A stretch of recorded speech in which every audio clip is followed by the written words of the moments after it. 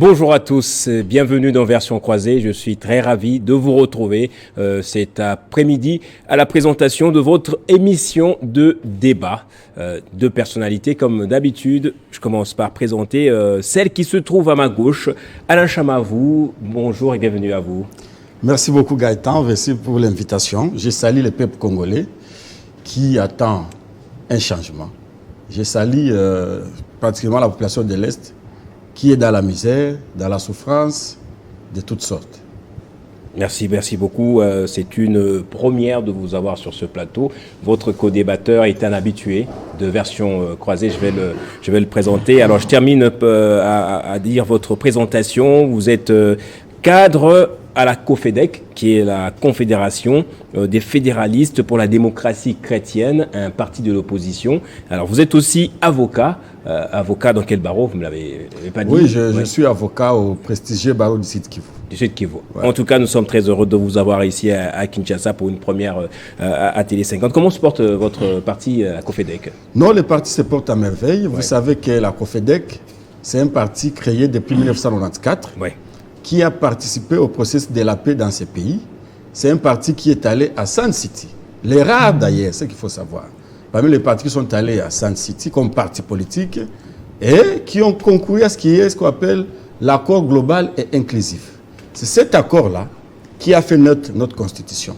Et COFEDEC sait comment le pays s'est unifié.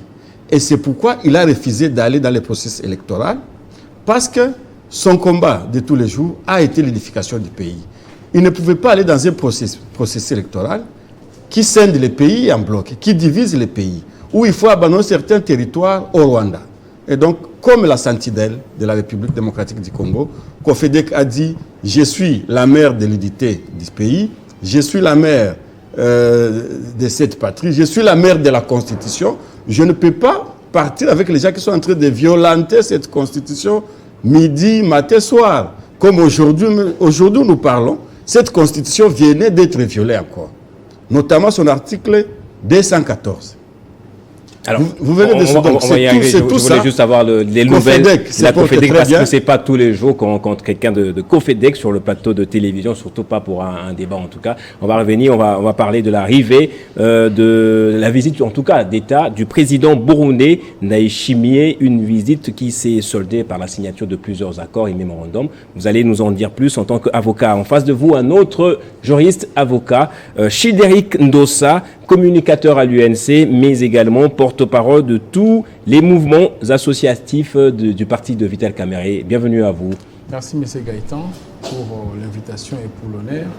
Ici, je tiens à dire merci au président de la République qui ne cesse de multiplier des efforts. Aujourd'hui, vous vous rendez compte que le bilan du président de la République est très positif.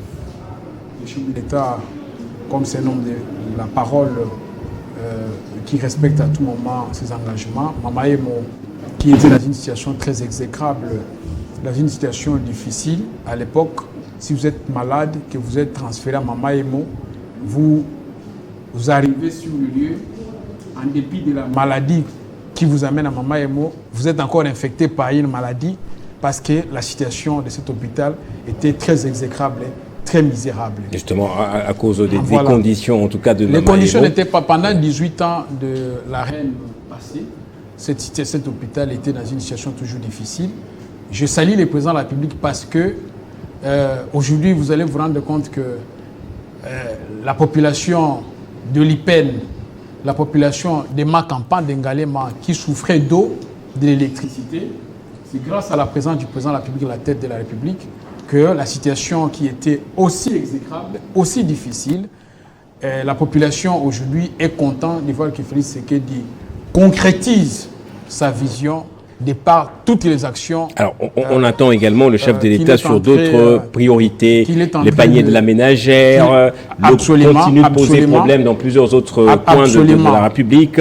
Alors, on va aborder cela. Alors, Mes invités étant présentés, les deux thématiques qui vont nous conduire sont les suivantes. On parlera de cette affaire qui fait jaser, en tout cas, de la jointe venture signée ou mise en place entre la RDC et les Émirats Arabes Unis pour la création d'une entreprise, de deux entreprises en tout cas, Primera Gold ainsi que Primera Metals. Un député national a dénoncé un grand manque à gagner de la part de la RDC. Justement, on parlera de ça. On parlera également de l'inflation en RDC, mais également de la problématique de maïs dans le Haut-Katanga. Je reviens vers vous. Alain Chama, vous disiez tout à l'heure là que le chef de l'État a violé une nouvelle fois la Constitution. C'était quoi en fait? La mort d'alarme que les institutions actuelles se cramponnent à violenter cette Constitution. Et je disais, parce que nous sommes de la COFEDEC qui a enfanté, parmi les gens qui ont enfanté cette Constitution. Et vous êtes à l'article 214. Si vous en avez, vous pouvez lire ça pour nous. J'espère retrouver vite cet article. Cet article dispose de ce qui suit. Je peux lire si vous voulez. Ouais, alors on dit rapidement, je vais synthétiser, les traités de paix, les traités de commerce, les traités et accords relatifs aux organisations internationales et au règlement des conflits internationaux, ceux qui engagent les finances publiques, ceux qui modifient les dispositions, je saute, et adjonctions de territoire ne peuvent être ratifiés ou approuvés qu'en vertu d'une loi. Ça, c'est l'un des paragraphes. Qui est par la loi. Qu'en vertu d'une loi, oui. Et donc, aujourd'hui, le président de la République signait une convention militaire avec le Burundi. Le Burundi, d'abord, qui n'est même pas un pays classé parmi les pays, les puissances africaines, les puissances militaires africaines. La RDC, la 8e puissance militaire. Le Burundi est derrière la 34e et n'est même pas classé en Afrique. Signer des accords avec ces pays en toute opacité, sans saisir l'Assemblée nationale telle que le veut l'article 214. C'est violenter la Constitution. Vous vous rappellerez qu'en 2009, c'est cette disposition ici. À mon avis, il s'agit que des protocoles en tout cas. Il s'agit vraiment... Rappelez-vous qu'en 2009, c'est cette disposition ici qui a fait que Vital Kamerhe, dont mon ami le confrère vient représenter ici, s'est séparé avec Kabila. En 2009, pendant que Vital Kamerhe représente l'Assemblée nationale, les troupes rwandaises sont entrées sur le sol congolais. Et dans le but de traquer les FDLR, en tout cas. À l'époque, Vital Kamerhe, gardien de cette disposition, gardien de la Constitution, a dit non, je ne peux pas cautionner la violation de la Constitution. Et il avait perdu son poste. Aujourd'hui, la même chose se répète. D'ailleurs, plus d'une fois. Parce qu'il s'est répété d'abord le jour que nous avons adhéré dans l'EAC, sans qu'il y ait la loi de ratification comme le veut la disposition. Elle a été violentée le jour où les troupes ougandais, rwandais, burundais, sud-soudanais, Kenya sont arrivés sur d'autres sols dans le cadre de l'EAC, sans que notre Assemblée ne soit informée, notre Assemblée ne prenne une loi. Et aujourd'hui, le 27, nous avons suivi encore la signature d'autres accords. Mais, où est l'Assemblée nationale? La RDC et le Burundi ont des préoccupations sécuritaires communes et même économiques. Il y a eu des mémorandums, je parle des mémorandums en tout cas à l'époque signés entre les deux pays où on voulait justement renforcer ou construire d'autres infrastructures routières reliant les villes notamment de Tanzanie, du Burundi et de l'Est de la République démocratique du Congo. C'est au bénéfice de la population justement. La question qui se pose, parce que nous sommes dans l'EAC. Qui va construire? Qui va construire? Les deux pays à travers des accords. La Constitution dit les accords qui engagent les finances de l'État. Parce que les finances, ce sont nos taxes, nous. Nous devons savoir, la République démocratique du Congo va donner combien. Et c'est un débat qui doit se passer à l'Assemblée nationale, sous caméra, sous télévisé, et que les peuples, parce que ce sont nos représentants, sachent il s'agit de combien. Des accords commerciaux, des accords dans le cadre de la paix, les accords qui engagent l'État des personnes. Nous devons savoir l'Assemblée nationale. C'est la Constitution qui le dit, parce que c'est une obligation constitutionnelle. Mais comme nous sommes devant l'Union sacrée qui n'a jamais pris la Constitution, d'ailleurs la piétine chaque jour, parce qu'aujourd'hui, ils ont la majorité à l'Assemblée nationale en violation de cette Constitution. Alors, allez-y vite, allez-y, oui. Et c'est pourquoi nous disons que notre frère qui est là, on dirait qu'ils ont déjà abandonné le combat. Alors que nous de l'Est... Quel combat? le combat contre la balkanisation. Ce combat contre la balkanisation, c'est accepter de céder nos territoires au profit des pays qui sont nos voisins. Nous le savons tous qu'aujourd'hui, nous ne contrôlons pas les territoires de Massissi.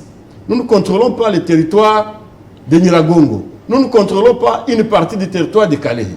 Et vous aviez suivi Paul Kagame à un certain moment déclarer que la guerre qui existe, les conflits qui existent entre le Congo et le Rwanda, c'est parce qu'ils ont leur peuple à Massissi, à Rutshuru, à Calais, qui parlent le Kinyarwanda, mais dont les territoires ne sont pas contrôlés par le Rwanda.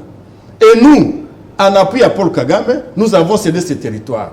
Donc, pour autant dire que le Rwanda, si on lui laissait ces territoires-là, le conflit sera clôturé. Et voilà comment la CENI que nous avons, qui est aussi dans le processus de balkanisation, dit qu'il va organiser les élections sans ces territoires. Et je vous informe que le Rwanda organisera les élections prochainement. Il va y mettre, d'ailleurs ils ont déjà leur armée là-bas, ils vont y mettre d'autres services administratifs. J'espère que vous avez les preuves pour appuyer tout ce que vous dites. Mais je prends notre avocat, s'il vous plaît. Et d'ailleurs, une parenthèse... Alain Chama, vous aurez la parole pour votre parenthèse. On va écouter à présent Chidérik Ndossa, qui se trouve être aussi un avocat. Alors, Ndayishimiye est venu en RDC pour renforcer la coopération bilatérale entre les deux pays. Des accords ont été signés, des accords commerciaux, mais également de défense et sécuritaires. Ndayishimiye a également plaidé pour que la RDC maintienne les troupes de l'EAC dans l'est du pays. Il a déploré le fait que le M23 refuse de se cantonner ou d'adhérer au processus de PDRCSS, etc. Est-ce qu'on peut parler maintenant des violations des textes? Il y en a quelque part. Moi, je pense que... Merci pour la parole. Je pense que le Parlement est en vacances parlementaires. Oui. Ça, vous le savez. Pendant cette vacance, le gouvernement, par l'entremise du ministère de la Justice, qui est l'organe juridique du gouvernement, et par l'autorisation du Premier ministre, saisit toujours l'Assemblée nationale. Je l'informe, il doit se référer aux articles 113 et 114 du règlement intérieur de l'Assemblée nationale. Et l'Assemblée nationale en a donné quitus pour que cet accord soit signé. C'est lui qui n'est pas informé, parce que vous remarquez dans son chef, il n'a pas de paradigme qu'il propose. Je sens seulement qu'il fait une opposition avec une haine viscérale. Contre qui? Mais contre le président de la République. Mais là il parce qu'il est dans les... C'est la passion du Congo qui les pousse à parler. Il va répondre comme ça. Non. À un certain moment, j'ai remarqué une chose dans ces pays. Lorsqu'on fait une opposition, on doit aussi avoir des propositions. Mais ici, il est dans les affirmations gratuites, dans les allégations aussi gratuites. Lorsqu'il parle, écoutez, la RDC est déjà balkanisée. À Calais, moi, il n'y a pas longtemps, j'ai été à Calais. On va organiser des élections. Imaginez, ça sont des allégations gratuites. Je ne pense pas que le président de la République, qui ne cesse de faire les balais diplomatiques, peut se permettre que cette partie de l'Est pour quel intérêt? Vous êtes politicien également. Voilà. En politique, ce sont les intérêts qui priment. Pour quel intérêt nous, on va devoir renforcer la coopération militaire? Mais je dois aussi vous dire que... Je dois aussi vous dire que... Ce qui n'est pas une puissance militaire. Je dois aussi vous dire que, en politique, même dans la gestion de l'État, il y a certaines questions qui ne sont pas informées à la population. Ce sont des questions sécuritaires. C'est des questions de sécurité, il ne faut pas en vouloir à la République. Tout ça, nous sommes en train de chercher comment trouver la paix pour que nos frères et sœurs, ça nous les reconnaissons, Bounagan aujourd'hui occupés par des rebelles, retrouvent leur liberté. C'est pourquoi les chefs d'État multiplient des stratégies, entreprennent des démarches diplomatiques pour qu'il y ait la paix à cette partie de la République. Et c'est notamment le Burundi qui va nous aider. Mais c'est un pays voisin. Dans le cas de la coopération militaire, est-ce qu'il est interdit de coopérer avec les Burundi? C'est prévu que c'est interdit. Parce que je suis le confrère, il dit que les Burundi n'est même pas classé parmi des forces militaires puissance militaire reconnues en Afrique. Est-ce qu'il n'y a pas derrière ça encore des entreprises qui vont être créées, qui vont créer des problèmes par après? Moi, je pense qu'à chaque fois, ces genres de contrats sont signés. Il y a toujours, à la fin de cette signature, il y a un communiqué conjoint. J'ai suivi ce communiqué. Et ce communiqué conjoint détaille, de faute en comble, les raisons de l'accord. Donc on doit éviter à faire des prémonitions négatives lorsque vous n'êtes pas de la présidence de la République, lorsque vous ne travaillez pas, lorsque vous ne suivez pas des informations de près, vous restez plus dans les préjugés. C'est ça qui est très grave. Lorsqu'on signe l'accord, il y a toujours des ministres des Affaires étrangères qui signent ou qui lisent un communiqué final. Dans ce communiqué final, il y a des points inscrits dans l'accord qui est repris pour informer la population. Je suis surpris qu'il dit, il compare la situation de l'époque de l'honorable Vital Kamerhe qui était défenestré de son poste avec la situation actuelle. Il oublie que le Parlement est en vacances. Alors, le gouvernement saisit toujours les bureaux. Merci et les bureaux autorisent, conformément aux articles que je viens d'énumérer ici. Alain Chama, vous, donc voilà, c'est clair. Notre thématique principale, c'est cette affaire de Primera. Elle a un lien avec la sécurité dans l'Est du pays, puisque l'entreprise ou la joint venture a été mise en place pendant l'état de siège. Je ne sais pas, j'ai une question pour vous. Répondez-moi rapidement. Vous avez suivi les réponses de M. Nicolas Kazadi à l'honorable député national Alfred Maïcha. Vous avez suivi? Oui, j'ai suivi.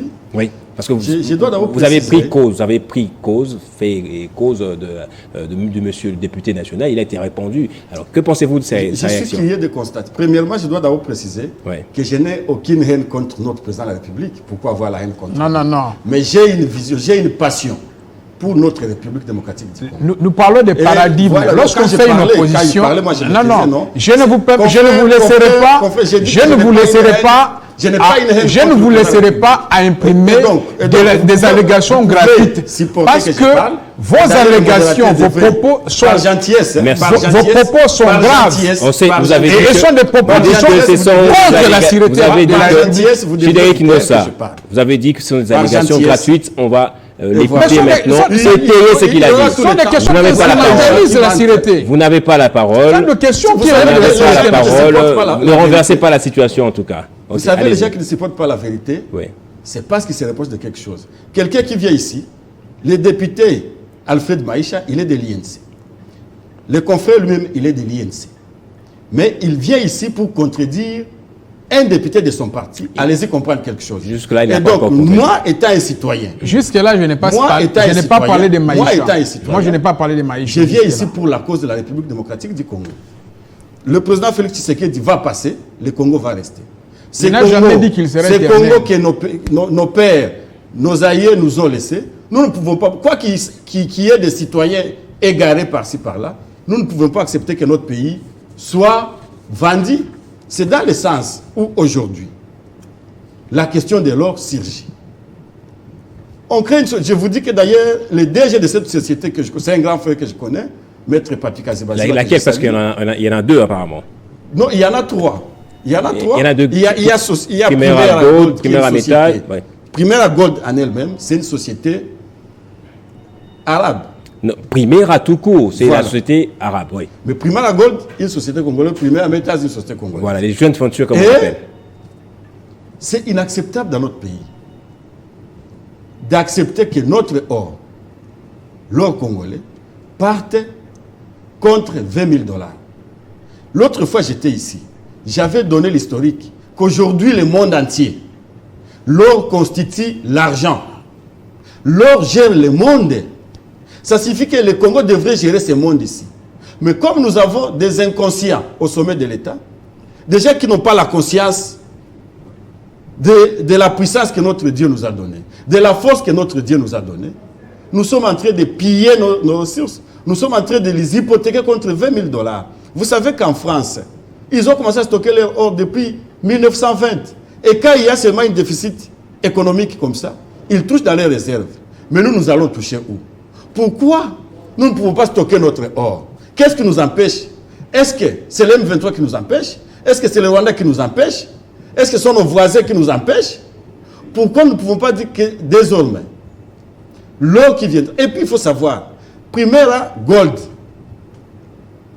n'a pas de travailleurs au Congo. Parce qu'elles ne sont que 4 personnes qui achètent l'or. On a seulement dit qu'il y a des artisanaux qui creusent l'or, qui creusent de manière artisanale. Et cet or-là, on vend ça à Primera Gold.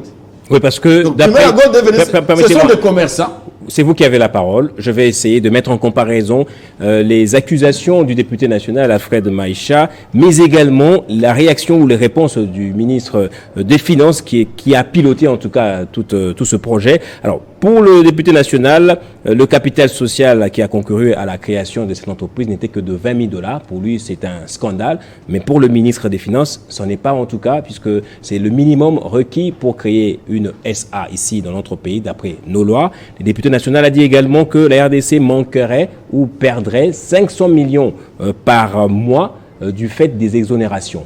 Alors pour le ministre des Finances, il ne s'agit pas en tout cas des pertes parce que nous allons gagner ça autrement à travers notre part dans la vente de l'or à l'extérieur du pays. Alors on a parlé de l'exploitation exclusive, chose qu'a nié en tout cas les ministres des Finances. On a parlé de l'exploitation de la capacité de l'entreprise. Alors pour les ministres, l'entreprise a suffisamment de moyens pour acheter l'or, l'exploiter artisanalement. Alors vous avez la parole.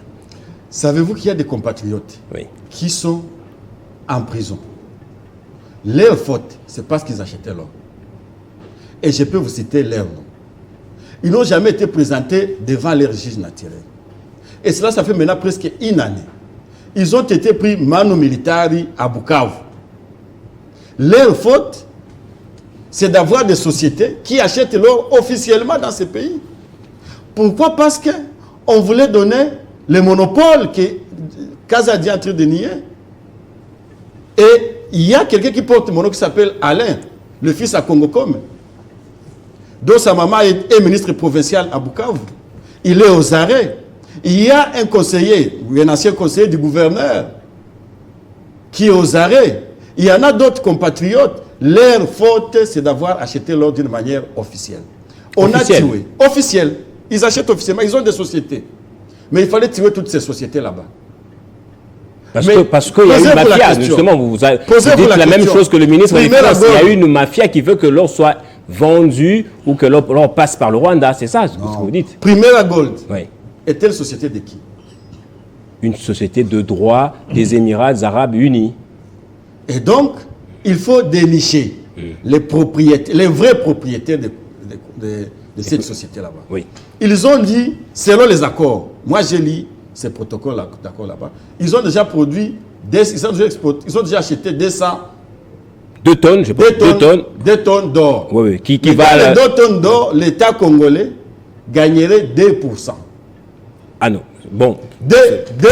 Et ça, j'ai dit, nous sommes à la télé, et je suis avocat, et mes propos m'engagent. Justement, ça vous engage. La RDC gagne 2%. Merci. Primera Gold, qui a investi 20 000 $, gagne 98%. Et vous voulez que moi, Congolais, parce que c'est moi, on va m'intimider pour m'arrêter, parce qu'on va venir dire non, vous avez... Non, mais je suis prêt à aller en prison s'il faut défendre mon pays. Merci Alain Chamavou, je reviendrai vers vous. Et donc, des choses comme ça ne peuvent pas passer là où des nationalistes sont. Et des fédéralistes comme vous. Fédéralistes de plus, nationalistes de surcroît, nous ne pouvons pas accepter que notre pays soit bradé. Parce que même les Belges, d'ailleurs Alfred Maïcha l'a bien dit, les Belges n'ont jamais fait ça. Merci Alain Chamavou. Je vous retire la parole, vous n'avez plus la parole en tout cas. Alors, je pense qu'il est nécessaire pour moi de préciser ce qui suit. D'après les textes en tout cas, la part de la RDC remonterait à 45% et les Émirats Arabes Unis, eux, gagneraient 55% et non 2% d'après ce que vous avez dit. Voilà, alors, chez Daïk Ndossa, le député Alfred Maïcha, c'est un élu de l'UNC. Vous reconnaissez en tout cas cette qualité-là à lui. Jusque-là, on n'a pas entendu l'UNC réagir depuis qu'il est sorti dans les médias pour faire ces accusations, parce que ça touche au chef de l'État aussi. Vous êtes membre de l'Union sacrée de la Nation. Le chef de l'État avait été là lorsqu'on vendait officiellement, où on présentait l'or exploité par Primera Gold. Alors, ma question est la suivante. Est-ce que l'UNC soutient cette initiative du député national Alfred Maïcha? Je voudrais, avant d'aborder l'esprit de cette question, rappeler aux confrères que dans ces pays, il existe ce qu'on appelle guichet unique de création d'entreprise. Parce qu'ici, on dit, Maïcha vous dit, comme lui affirme, que la RDC venait de créer cette société où ce sont des Arabes qui sont venus juste avec 20 000 $. Il faut voir des conditions pour créer une société en République démocratique du Congo. Et l'honorable Maïcha est député national. Il a adressé une question écrite aux deux ministres, trois ministres, portefeuille, finance et mine. Je pense que c'est un droit comme un député, ça relève de ses prérogatives comme élu national, d'adresser, parce que le rôle d'un député, c'est aussi de contrôler le gouvernement, les entreprises publiques de l'État. En cas d'une information qui n'est pas satisfaite, là on fait appel aux motions machin. Mais dans les cas sous-examen, la question de Maïcha n'engage pas les bureaux politiques de l'INC. C'est un député qui émet un point de vue individuel. Donc dans les cas sous-examen, on doit écarter l'INC dans cette aventure de Maïcha. Alors, il a écrit, il a fait une lettre. Mais attendons, vous allez voir, et les trois ministres cités dans sa question écrite vont répondre. On doit éviter à un certain niveau de la vie d'aller trop vite en besoin. Le ministre Kazadi a donné sa réponse. Ici, je ne soutiens pas le ministre Kazadi. Parce que les gens voulaient imputer la démarche de l'honorable Maïcha à l'INC. Il s'agit d'un point de vue d'un député national. Est-ce que ça veut dire, comment interpréter cette initiative? Puisque j'ai entendu dire chez d'autres personnes que même votre parti était surpris d'apprendre cette initiative. D'ailleurs, moi, personnellement... Comment interpréter ça? Est-ce que l'INC se porte bien démocratiquement? Ça veut dire que les élus sont libres? Ou ça veut dire que l'INC fait le coq à jambe au chef de l'État? M. Maïcha émet un point de vue individuel. Si c'était le bureau politique de l'INC qui avait fait un communiqué autour de cette question, c'est à ce moment que les gens devaient réagir. Comme député national, il n'a pas initié une motion. Il fait une question écrite. Moi, d'ailleurs, je le conseillerais. Quand il avait écrit cette lettre, il devait se taire. Attendre comme intellectuel, aussi comme avocat, la réponse des trois ministres. Mais l'opinion doit savoir que la position de Maïcha n'est pas la position du bureau politique de l'INC. Ici, je le dis et je l'assume. Ce n'est pas la position du bureau politique. Mais permettez-moi. C'est votre porte-parole. Ici, il ne parle pas de l'INC. Il parle comme un député national, ça relève de ses prérogatives. Référez-vous à la loi organique qui réglemente les fonctionnements et le règlement intérieur. Ici, je suis légaliste quand je suis en train de parler. Référez-vous à la loi organique qui réglemente les fonctionnements de l'Assemblée nationale et le règlement intérieur. Ça relève de ses prérogatives. Est-ce que vous avez suivi le bureau politique de l'INC et mettre un point de vue autour de cette question? Ça serait très grave si c'était l'INC avec son bureau politique. Mais il s'agit de l'honorable Maïcha qui écrit une question. C'est une question écrite, c'est pas mis de mode de contrôle. Il adresse aux trois ministres. Il devait attendre. Moi, il attend, non? Je ne sais pas qu'il attend. Mais il attend la réponse. Lorsqu'on a adressé une question écrite, on s'était. On attend la réponse. On ne passe pas dans les médias. Bon, écoutez, ça, je ne sais pas pourquoi il le fait, pour quel intérêt. Mais sa position, je l'insiste dans le cadre de cette émission, n'engage pas les bureaux politiques de l'INC. Nous ne sommes pas un parti du désordre. Il est même point de vue commun, parlementaire. J'ai appris également que Vital Kamerhe lui avait téléphoné. Écoutez, et pourquoi il a été entendu à la fois par la présidence, l'ANR, mais également à l'Assemblée nationale? Écoutez, je dis, c'était pas la... J'insiste ici, excusez-moi pour cette redondance. Il ne s'agit pas d'une position du bureau politique de l'INC. Il est député national. Mais lorsqu'il initie une question écrite, la courtoisie parlementaire voudrait, si il s'agit d'une question écrite, il devait se taire. Mais lorsque M. Maïcha se permet à passer à la télé, à insister autour... Écoutez, bon, je l'appelle l'honorable Maïcha. Mais oui. Alors, vous allez permettez-moi. L'honorable Maïcha adresse une question écrite aux membres du gouvernement. La courtoisie électorale ou le droit parlementaire plutôt voudrait, lorsqu'on a adressé une question écrite, on s'était, on attend la réponse, parce qu'il s'agit d'une question écrite, qu'il ne peut pas susciter des sorties médiatiques.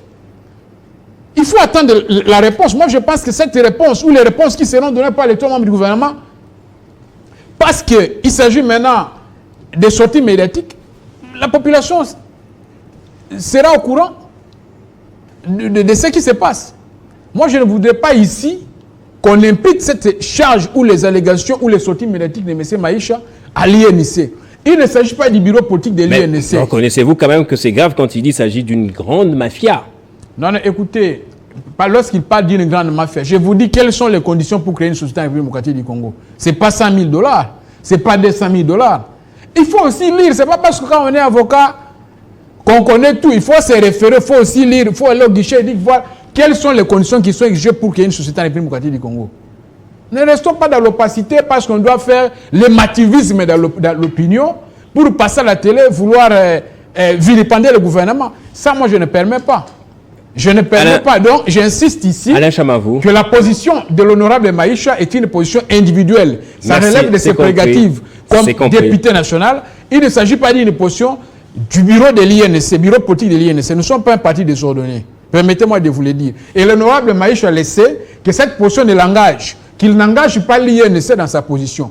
Est-ce que ça ne dénote pas d'une désorganisation? Non, il ne s'agit pas d'une désorganisation. Merci. Il est membre, vous avez répondu. Je dis, il est membre d'une chambre législative. Il a entrepris cette démarche dans les prérogatives parlementaires. Merci. Mais ça n'engage pas les bureaux politiques de l'INC. Alain Chamavou, lorsque vous suivez minutieusement le ministre des Finances, vous comprendrez que c'est pour contrecarrer un peu le Rwanda qui avait pris l'habitude d'acheter ou de revendre illicitement, clandestinement, nos minerais, notamment les 3T. Avec cette entreprise, nous allons recouvrer notre souveraineté en tant qu'État et pouvoir engranger de l'argent. Nous commençons à prendre le Rwanda comme un bouc émissaire. Et ça, c'est une honte pour les Congolais. Vous voyez la difficulté dans laquelle se trouvent les confrères devant un député de son parti qu'il est en train de nier. Il dit non, sa position, c'est sa position. Mais je ne suis pas en train de le nier. Je ne coupe pas l'ombre sous les pieds. Je ne suis pas en train de nier. Avec son honorable. Écoutez. Mais ici, moi comme opposant, moi comme un citoyen qui aime ce pays, je soutiens l'honorable Alfred Maïcha et je l'encourage dans cette démarche-là. C'est de cette même manière, parce que lui voudrait que ça soit d'une manière clandestine qu'il pose la question. Il s'agit d'une question écrite. Ce sont des conditions. Un peu de respect. Ce sont des conditions. Un peu de respect quand nous parlons. Lorsqu'on adresse une question écrite, et lorsqu'un député adresse une question écrite, Chidérik Ndossa, vous aurez le temps de regarder. Ce sont les conditions du droit parlementaire. Vous êtes un habitué de version croisée. Vous savez que le temps de parole est imparti à chacun. Des fausses allégations. C'est ça que je ne permets pas. Vous allez recadrer pendant votre temps. Merci beaucoup. Et donc, nos amis veulent que les choses se passent sous la table.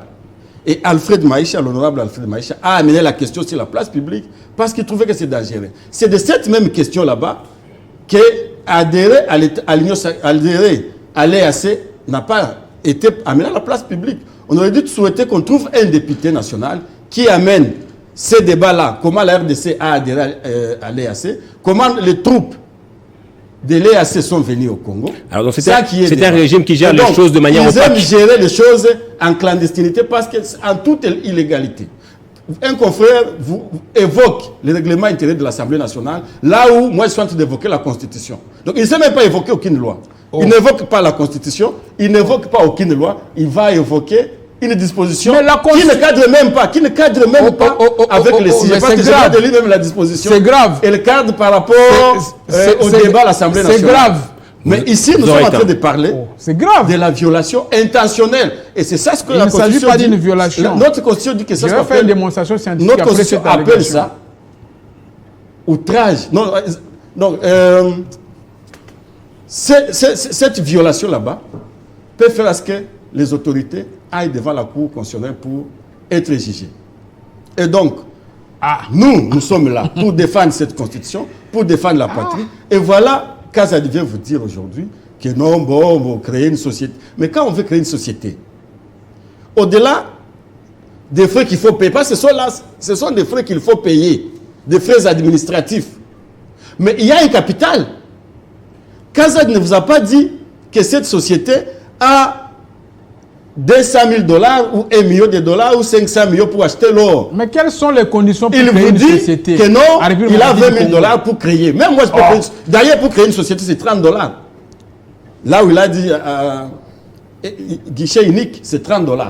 Mais il y a d'autres formalités. Et donc, ça signifie que si j'ai 30 $, je commence à acheter l'or. Les compatriotes... Nicolas Kazadi a dit que le 20 000 $, ce n'est que le minimum de départ. Le minimum de départ, peut-être ça va s'accroître dans le temps. Mais les conditions... Quand ils ont détourné, faisons un peu de calcul. Ils ont déjà exporté 2 tonnes. C'est 1 milliard de $, on a dit. Ah, voilà. Donc c'est au-delà de 20 000 $. C'est au-delà de 20 000 $. Oui. Mais maintenant la question, est-ce qu'il se pose la question de là où cet or vient, à Chabunda, à Mwenga, à Kamituga, quels sont les projets? Nous avons vu Bandro exploiter l'or dans ces pays. Il y avait une main d'œuvre. Il y avait des gens qui finissaient à l'université officielle de Bukavu et qui travaillaient là-bas. Mais aujourd'hui, Primera Gold a combien d'intellectuels qui sont venus de l'université qui travaillent là-bas? Aucun. Donc ils sont venus, ce sont des négociants qui achètent de l'or et qui parlent vendre ça.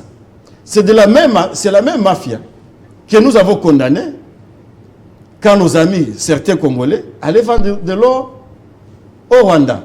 Et je vous dis que le Rwanda aussi, c'était comme un commissionnaire qui achetait l'or et allait le revendre. On va prendre notre deuxième thématique rapidement pour chuter. Combien l'État congolais a fait entrer depuis qu'ils se disent on va stopper l'hémorragie. Au lieu de s'attaquer à Maître Alain, j'aurais souhaité que les confrères, parce que nous parlons... Il faut laisser autant pour savoir si nous aurons gagné combien. Nous rencontrer dans cette réalité, dans ce pillage qui est organisé au sommet de l'État et dont il ne voudrait pas que les gens... Rapidement pour terminer. Et même un député qui a osé parler de la question a été auditionné à l'ANER, a été auditionné, je ne sais pas, dans les services de renseignement. Oui, merci, je l'ai dit. Alors, vous êtes de l'Est de la République démocratique du Congo. Alain Chamavou. Il ne cédera pas au président. S'il vous plaît, laissez-moi vous poser une question. Alain Chamavou. L'INC a choisi la voie. L'INC a choisi la voie du sacrifice du peuple contre certains intérêts. Et c'est pourquoi nous, les gardiens de la coutume, les gardiens des valeurs, les gardiens de notre pays, nous allons continuer. Quoi que l'INC s'écarte des intérêts de la communauté, nous continuerons. Merci. Puisque vous ne voulez pas vous arrêter, je vais poser cette question à Chidérik Ndossa plutôt. Nous passons à l'autre sujet. Je commence par vous pour cet autre sujet. Vital Kamerhe a accordé une interview exclusive à Jeune Afrique. Cette interview est intitulée « Pourquoi j'ai choisi Félix Tshisekedi ?» Il a défendu le bilan Tshisekedi, qui pour lui est un bilan presque parfait en tout cas. Alors, est-ce que cette fois-ci, Vital Kamerhe a fait les bons choix, contre quoi il ne va plus jamais se retourner? Écoutez, je voudrais ici rappeler un peu l'historique, comme vous le savez, que l'honorable Vital Kamerhe est chef d'un grand parti politique et a un ancrage national dans ces pays. Et les premiers alliés, le monsieur le président de la République, en 2018, comme vous le savez, qu'il est le vrai allié qui a sursi ses ambitions présidentielles pour faire les tandems avec le président de la République. Comme vous le savez, que nous ne sommes pas un parti sans siège. Vous connaissez les sièges de l'INC, nous sommes un grand parti, à la différence du confrère, qui est ici, c'est du FIDEC. Je ne connais même pas les sièges de son parti. La COFEDEC, Confédération des fédéralistes pour la démocratie chrétienne. Je ne connais même pas l'adresse de ces partis ici dans la capitale. Je voudrais vous dire que les bilans du président de la République... La force d'un parti, ce n'est pas un bureau. Permettez-moi. Ce sont des gens qui croient au Permettez-moi. Laissez-moi. Vous l'interrompez, vous voyez. COFEDEC, c'est un grand parti. Qui a eu des ministres dans ces pays? Je vais vous poser la question, vous aurez temps de répondre. Il n'y a même pas de députés au niveau de l'Assemblée nationale, donc il ne faut pas suivre. Ça, c'est un petit parti politique non connu de l'opinion. Je voudrais vous dire ceci. L'honorable Vital Kamerhe, comme je le disais ici, est le premier allié de M. le Président de la République. Lorsqu'il dit pourquoi il a choisi encore de soutenir Félix Tshisekedi pour le 5 ans qui vient, parce que le chef d'État va gagner les élections en 2023, le bilan est positif du Président de la République. Je peux vous citer quelques exemples caricatureux. Vous avez vu Mamaye aujourd'hui rénové, il y a les routes. Ça, vous avez dit au début de l'émission. Oui, je l'ai dit en redondance pour que ça puisse être bien administré dans les chefs du monde co-débatteur qui est du COFIDEC, un parti non connu de l'opinion. Il y a l'hôpital Mamayemo, à Kisangani, il y a aujourd'hui l'aéroport international qui est en train d'être construit. À Lualaba, n'en parlons pas. Il y a les routes. À Lipen, comme en Galema, pendant 18 ans, cette population souffrait même du courant de l'eau. Aujourd'hui, il y a de l'eau.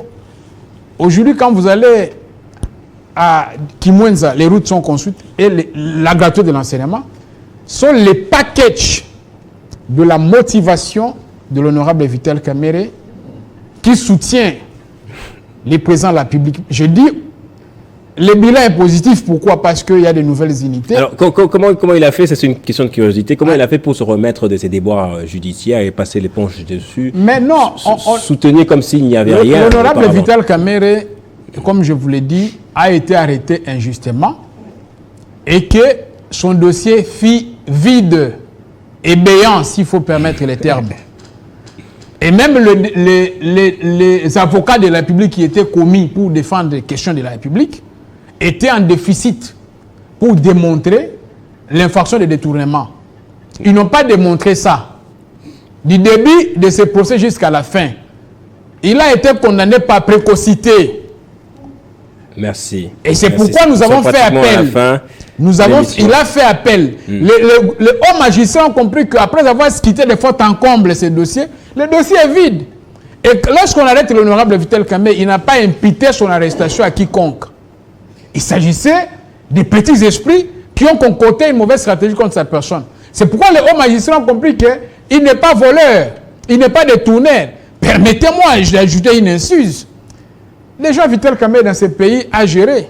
Merci. Chef de plusieurs institutions. Terminé par là. Donc c'est là où je vous dis que les raisons ou le leitmotiv de l'honorable Vital Kamerhe à soutenir les chefs de l'État, le bilan est positif. À cause de son bilan. Merci. Alain Chamambou, vous avez quelques minutes. On avait commencé par vous. Mais je vous prends quand même pour répondre à cette autre préoccupation. Oui, ma question est la suivante. Qu'est-ce qui représente actuellement Vital Kamerhe dans l'Est du pays? Je sais que vous êtes de l'Est du pays, sans tomber dans les régionalismes en tout cas. Est-ce qu'il c'est toujours un grand leader, une grande personnalité? Sinon, qu'est-ce qui est à la base de la baisse de sa notoriété? Généralement, il n'y a pas la baisse de notoriété. Généralement, je n'aime pas parler des personnes, j'aime plus parler. Lorsqu'il soutient les chefs de l'État, baisse de notoriété. Deuxième aspect, mais il fuit la ligne chef de l'État en 2000. Il a abandonné les combats pour lesquels il avait de l'estime. Ces combats contre la balkanisation, nous devons le dire, à un certain moment. Qu'est-ce qui est balkanisé? Était les pionniers et nous constatons qu'il a abandonné ces combats-là. Nous l'avons pris. Je dois dire aux confrères, parce qu'ils devaient venir lire un tout petit peu, je les renvoie à l'ouvrage. La République démocratique du Congo sous Joseph Kabila, Devoir de mémoire, je les renvoie à la page 331. Il va constater que c'est Joseph Kabila Kabange qui a financé le projet de l'hôpital Mama Yemo. Il en a aussi d'autres hôpitaux. Et ça, c'est un projet individuel. Il oublie le principe de continuité. Il oublie.